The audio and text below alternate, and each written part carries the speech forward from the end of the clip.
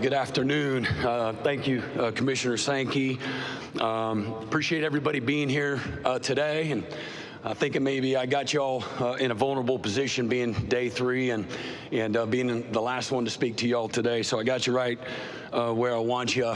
No, I do want to take the opportunity to thank Commissioner Sankey for his strong leadership, clear vision, and arguably, maybe what might be the most disruptive time in college football history. He's guided us with a very unique lens and tremendous wisdom.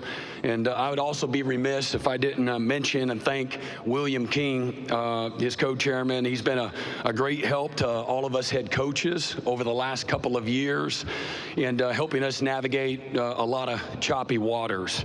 As a little over a week ago, I got a phone call from my boss and great friend, Joe Castiglione, sharing his news of retirement with me. Happened to be out of town at the time, and so I wasn't able to go to his press conference a day or so after he made the initial announcement.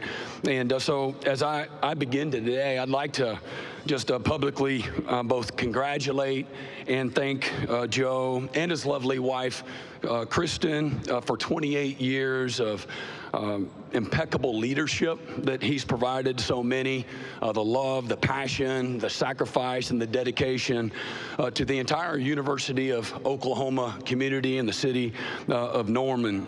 I've always said that you have a life that matters when you matter to other people, and Joe, you certainly have mattered. You truly have impacted and enriched countless thousands of lives over a broad spectrum over the last 3 decades. And that's truly what matters. That's what we all aspire to do, is to impact other people, and he certainly has done that. And he's also helped, as we know, many athletic programs to unprecedented historical success over, again, every sport that you can imagine. And he's done it all with maintaining a moral compass, pure motives, and a genuine love and appreciation for people. Joe's had a Hall of Fame career. I think that goes without saying. He's in several Hall of Fames already today.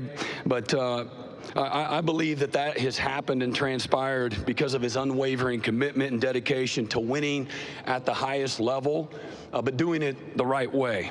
And he's also probably, maybe his why, I don't want to speak for him, but far beyond supporting the coaches and all the sports that he's helped lead over decades, he's also his focus has been on equipping and empowering student athletes through their athletic journey, and never losing sight, in my opinion, of him keeping the main thing the main thing. So a big salute and gratitude to Joe and Kristen. We truly do love and appreciate you in every way. Look forward to seeing you soon. I'm excited to be here. And for all of us, I think everybody in here, I don't want to speak for everyone, but that are truly in love and grateful for the great game of football. I think it's the greatest game on the planet. And we're 45 days from kickoff. And like y'all don't already know that. And but I'm thankful in every way you can imagine to be the head football coach at the University of Oklahoma and a head coach in the best, in my opinion, top to bottom conference in all of college football. And it's, as we know, there's a landscape that is constantly changing, and the challenges that are a byproduct of that. I'm also blessed to be supported by a strong board of regents led by Anita Holloway and co-chairman Rick Nagel. Their leadership, along with our chairman of football, Randall Stevenson, and who I believe is the best president in all of college football, Joe Harris. The tireless collective work and collaboration have put our program in an incredibly strong position as we progress towards a new modernized version of college football as we know it. In my opinion, there's not a better profession on this planet or a more influential profession than being a football coach. I'm a living, breathing testament, an example of how a locker room can save and transform and change the trajectory of a young man's life. I believe the game has never been better. or more important than it is today. The life lessons learned through the locker room are all well known. But perhaps the greatest lesson, in my opinion, is in a world that will divide, the game of football is something that unifies. And so I'm just blessed beyond measure to be a small part of that and being impacted in every way. I brought 3 guys with me today. If you don't know them yet, you'll learn about the 3 players that have come with us. All 3 exemplify everything good about college football in our program. These are guys that are highly competitive in the classroom. They lead from a place of passion and a love for the game, and I believe they have elite leadership as well. All 3 of the young men will be incredibly important parts of our success this fall, and are indicative of the type of young men that we have in our locker room. All 3 were to some degree afterthoughts or undervalued, under-recruited players. And I love that about the game. I've been an underdog my whole life, and I love pulling for guys like this, but they also are reflective of what the game of football at this level is all about. It's about development in every part of their life. And R. Mason Thomas, a defensive end that we have, a senior from Cardinal Gibbons High School down in Fort Lauderdale, Florida, and Robert Spears Jennings, a safety from Broken Arrow High School. These guys are 2 of the 13 players on our current roster that are entering their 4th-year part of all of our first recruiting class. And when R. Mason showed up, he was 212 pounds soaking wet. Now he's over 250 pounds. He's one of the most fiercest and explosive pass rushers in all of college football. He's all SEC a year ago, had 9 sacks, and all of his best days are in front of him. But he, along with the other 2 guys that I'm going to introduce, are also, these are guys that are highly invested in our locker room. They lead from the front. These are guys that, are unbreakable in every possible way, and just really proud to have these guys represented today. Robert Spears Jennings, he played both ways coming out of high school, moves to safety as a freshman. Didn't play a whole lot like a lot of young players and need to transition and learn and grow. But he's become one of the fiercest, fastest, most explosive, instinctive safeties in all of the country. He was second on our team last year in tackles with 66, forced 4 fumbles, which I think is one of the tops in the country. Be a December grad along with R. Mason as well, and also RJ was an all-academic, all-SEC performer as well. Just chasing excellence is what he's always represented. And then John Mateer. As I've said a few times already here today, just tremendous capacity. Every day John is wide open. He's a guy that deeply cares. He's a guy, along with the other 2 players that are part of the 2025 version of the Oklahoma Sooners, and turned down more money to go elsewhere because of the belief and the vision of the program. Certainly a connection to Coach Arbuckle, but this is a guy that wants to win at the highest level. He's a connector. He's a guy that leads from the front. He's as he plays the game, he looks like he's in fast forward a lot of times, but a great competitor, super athletic, throws the ball really well on the run, makes a lot of good decisions, very self-deprecating, and likes to have fun, can laugh at himself. He handles those tough moments. They're a part of every day. You go to the practice field and going against the type of guys he's going against every day, he's going to have some tough moments, and he handles it all. He's got the right questions to ask and takes responsibility and lays it on the line each and every day. And also as through 3 years in college up to this point, he's a 3.5 GPA, had all academic honors in the league that he's coming from as well. So I'm really excited about those guys, and I chose those 3. They have positioned themselves through a body of work to be heard and influence and impact their teammates in the simplest way. I've said that the most important thing that every player in the locker room should covet is the respect and the trust of their teammates, and they've certainly done exactly that. And they show up every day with something on the line, and that's what I love about these guys. Y'all going to enjoy them as you get a chance to interview them here today. We've had a lot of changes since January. Probably, I'm sure that most coaches stood up here and talked about a lot of changes. That's the environment that we're in today, between portal, recruiting, new coaches, a new offense, a new GM structure. But we've also had tremendous retention, which foundationally for me is what it's all about. The continuity, guys are returning with experience and they're highly invested in the locker room, and they're attracted to the vision of the program. That's incredibly important to me. But no doubt, we've improved our roster, and again, I believe that we've created a better overall staff with the additions that we've brought in. But top to bottom, we've made great gains in the weight room with building more mass, improving our strength at the point of attack. We needed to do that. We had a lot of freshmen that played a year ago in our bowl game, and our top 48 players on offense and defense and the two deep. 24 of them were freshmen, and so we needed to become more functionally strong and again be a better point of attack team. Our defense was pretty solid in that space. Offensively, we struggled moving people like we need to in this conference, and it's a conference, in my opinion, that's made up of the lines of scrimmage. But we have improved our strength. We've gotten faster. We're more explosive. Our acceleration numbers, and I'm not here gassing and just reaching for anything. I want to quantify a lot of hard work that our guys have put in over the last several months. But I think the last 2 years combined, you look at the total number of snaps in college football, we have some of the top numbers when it comes to playing freshmen and sophomores. And so I really believe the experience that's returning along with the new additions is going to put together a great product here this fall. Got 5 new coaches, Coach Arbuckle, Coach Kozeski, our quarterback's coach, Coach Wilson, Kevin Wilson, a former offensive coordinator at Oklahoma and former head coach at both Indiana and Tulsa, and then offensive coordinator for a good while at Ohio State. Great friend of mine, a really successful coach, one of the best play callers that I've ever been around.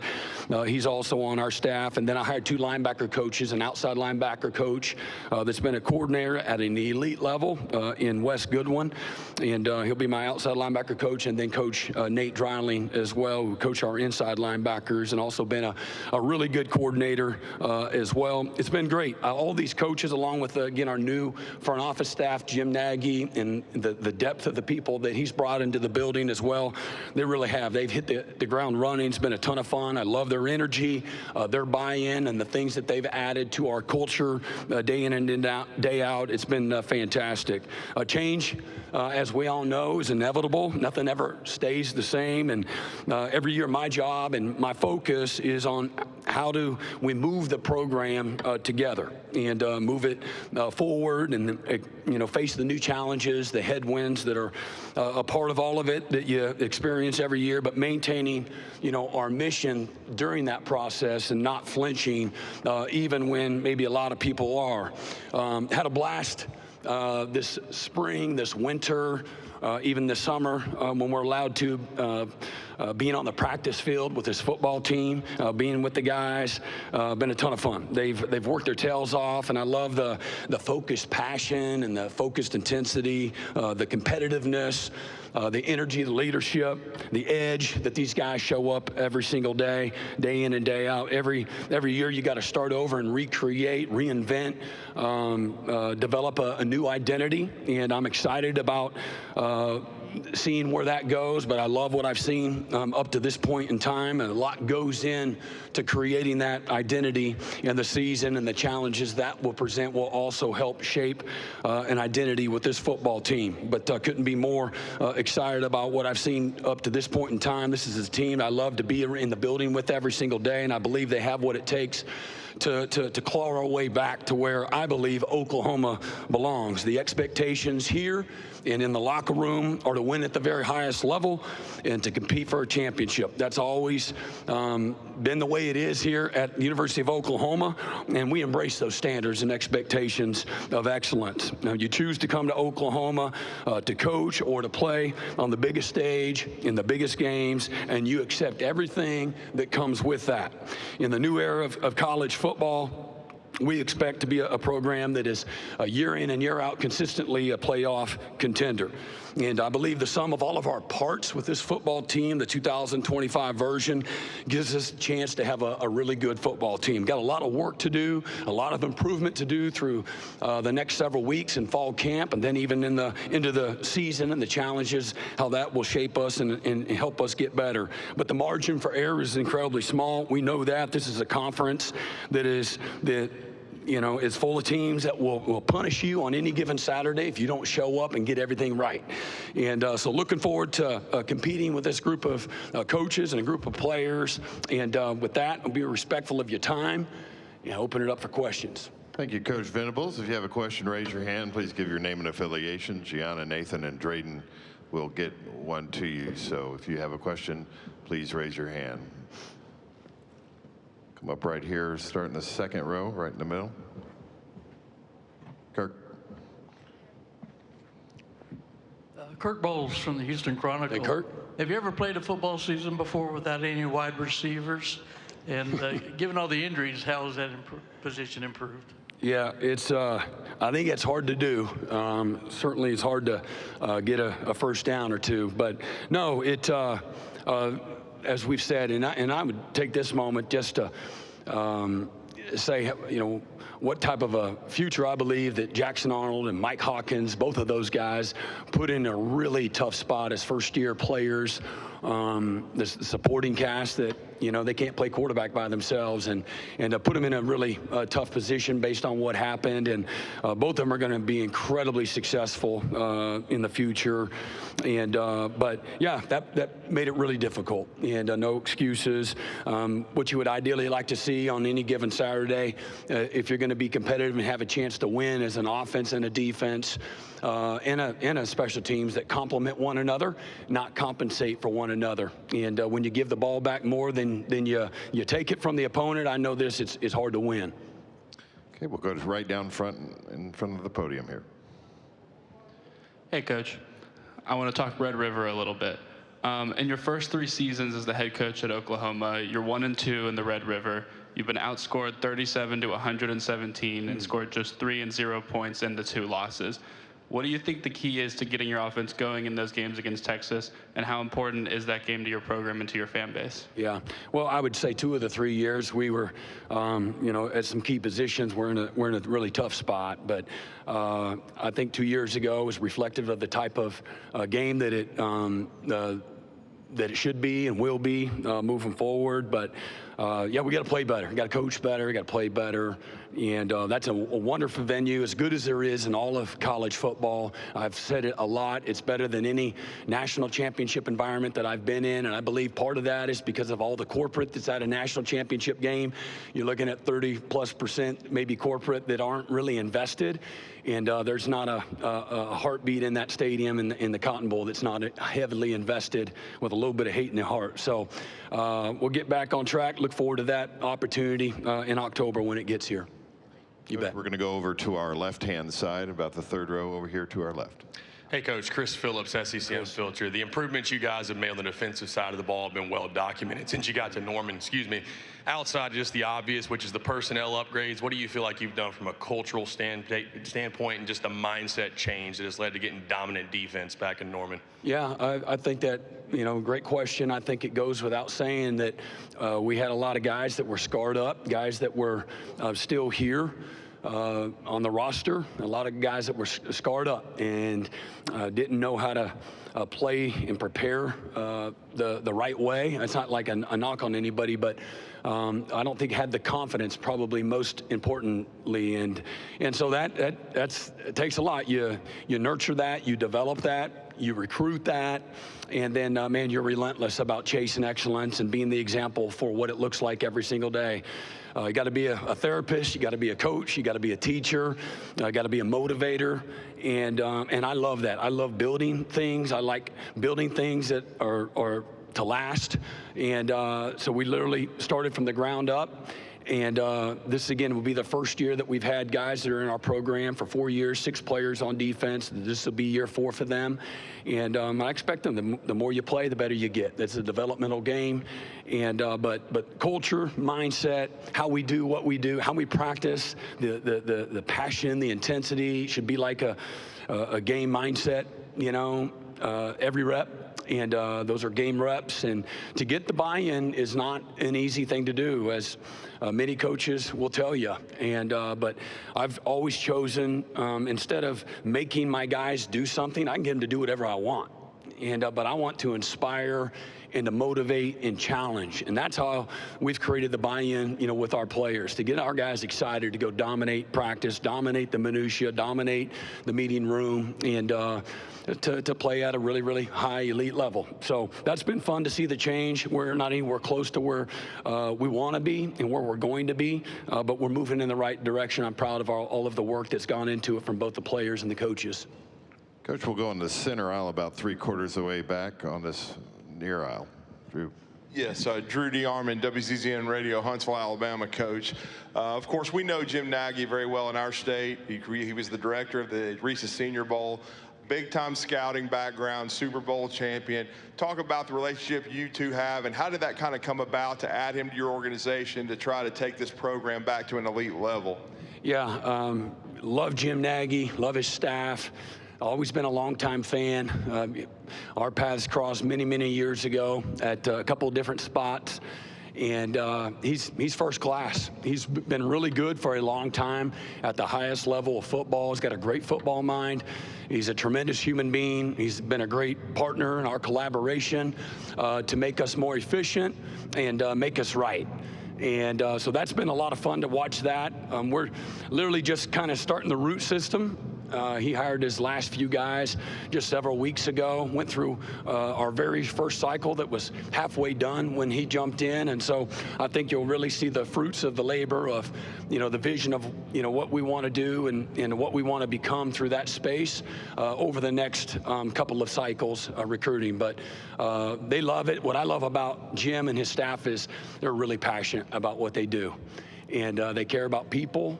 And they love building things, and they work well together. They've got those types of skills, and so it's been fun so far. Coach, we're going to go all the way in the very back to our right, the back right section. Brandon Dromo, you insider. Brent, can you talk about just some of the young guys that maybe you guys expect to play this season for you? I know you guys return a lot of experience, but is there guys, maybe freshmen, sophomores, that you expect to contribute in a big way this season? Yeah, up front on offensive line, I would say a couple of the guys. You'll see a lot of Eddie Pierre-Louis, who didn't get to campus until last summer. And I think you'll see UK Daniel Akinkume. I think you'll see Mike Fasusi, Ryan Fogier, a couple of freshmen offensive linemen that are mature beyond their years, mentally and physically. And then on the defensive side of the ball, I would think a few names that you may or may not know. Danny Okoye, pound for pound, might be the best athlete on our football team. I think Reggie Powers is also somebody that's got great position flexibility and play a lot of different positions for us. Cortland Gilroy is a young man from Houston that showed up on campus, a corner that loves to compete. That's probably his best quality and trait. He's long, he's super athletic, but he loves to compete, and he shows up every day. He's a dog and plays with tremendous effort, lets you coach him hard. So I love that about Cortland. And thinking out loud here inside, I think you'll see a lot more of David Stone as well. Trent Wilson has had a really nice transition from high school as well. And then man Omarion Robinson is a guy that got here in January that has tremendous range, great instincts, natural safety as well. Those are the names that jump out at me right away, but the test of the season will tell. We're going to go over to our left-hand side, over here about 4 rows on the left. Hey, Coach, Bruce Marshall at WHBQ Memphis. Quick question about the bowl game against Navy. You had the unique challenge to face them. And you did a better job than most teams slowing down that very unique wing T sort of offense they had. My question is, having seen that, first of all, what was it like preparing for Navy? And two, I mean, you got a quarterback. I saw Mateer run great with Washington State last year. Can you or should other teams implement a little bit more what Navy did? Because nobody really stopped them last year. Yeah, no, appreciate the question. I think we did give up a back-breaking 90-yard run that was about a third of their offense, early in the second half, and don't know that we slowed them down. You gotta, our job is to win on defense, but I do think the element of option football is alive and well in college football and the NFL for that matter. And they do it from different formations, but sometimes they get to the same formation. It may not look the same from a Navy standpoint, but they actually do a lot more of it than you think. I think option football has always been part of successful offenses, and defensively, I've always had an option, mentality when defending a lot of the spread offenses as well. So especially in the +1 run game, which is what the option football is all about, with the quarterback as a legitimate runner, the +1 run game that everybody does to some degree is a huge part of stopping people on defense, and offensively the success. We have time for a couple more. We'll start here in the second row, right in front of us, Coach, over here to our left. Cedric. Hey, Brent. Cedric Golden, Austin American Statesman. How do you navigate this rebuild while absolutely having to deal with the changing tide, NIL, recruiting, and all of that? It's a different set of circumstances. And you're not used to having losing seasons. Yeah, but first of all, I think everybody's dealt with is dealing with the same challenges. So the poor me is not part of the conversation, and I say it's complicated, more so than it's ever been for young people. The process of choosing a school, and but I think it's great too. I think it's about time. And we've got to do a good job from a leadership position of helping, whether that's, program by program or us in a leadership position holistically in college football, helping these young people be good stewards of this space and continue to keep the main thing, to, again, holistically develop these young people, to help them maximize the small window that, that's there in college to develop, to play the game as long as they can play it, but be prepared for, life beyond, the football field, because that day's coming when they got to hang the cleats up. And that's our responsibility, is to be able to help manage all of it. But listen, there's always been change in college football, decade after decade after decade. Is this a lot? Yeah, no question. But do I believe in our leadership? I do. And we're going to put structures in place that helps, help us all navigate this in, the right kind of way. And but the structures aren't any good if people, go beyond those structures. And so that's what it's going to take. Otherwise, there's going to be a lot of other carnage in college football and in college in general, in college sports, if leadership doesn't have full buy-in on trying to move the game together and progress it the right way. Coach, we'll take one final question back towards the TV set, right in the very back. Jerry, I'm for the AL.com. Coach, you guys took Auburn the distance last year. What do you remember most about that game? Well, I mean, as we know, it's one of the more difficult venues to go and play. I think Mike Hawkins, that was his first career road start. I don't think anybody's ever done that in SEC history, come out with a win. I think the guts and the toughness from Mike Hawkins, our ability to overcome a lot of self-inflicted mistakes, penalties, etc., drops, and then the ebbs and flows of the game of football, man.